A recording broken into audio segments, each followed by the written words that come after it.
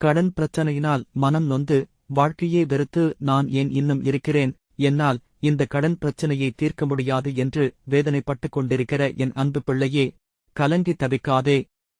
உபாகமம் 28 அதிகாரம் 12 வசனம் சொல்லுகிறது, ஏற்ற காலத்தில் உன் தேசத்திலே மழை பெய்யவும், நீ கையிட்டுச் செய்யும் வேலைகளையெல்லாம் ஆசீர்வதிக்கவும், கர்த்தர் உனக்கு தமது நல்ல பொக்கிஷசாலையாகிய வானத்தை திறப்பார். நீ அநேகம் ஜாதிகளுக்கு கடன் கொடுப்பாய், நீயோ கடன் வாங்காதிருப்பாய். நான் உன்னை தெரிந்து கொண்டது நீ எனக்காக வாழ்வதற்காக. உன் வாழ்க்கையை முடித்துக் கொள்ள நான் உன்னை தெரிந்து கொள்ளவில்லை. ஏற்ற வேளையில் உன் வாழ்க்கையில் ஆசீர்வாதத்தை கட்டளையிடுவேன். அப்பொழுது நீ உன் கையினால் செய்கிற முயற்சிக்கிற ஒவ்வொரு காரியமும் வெற்றி பெறும். நீ என் கட்டளைகளை எல்லாம் சரியாக கைக்கொள்ளும்போது நான் உன்னை அளவில்லாமல் ஆசீர்வதிப்பேன்.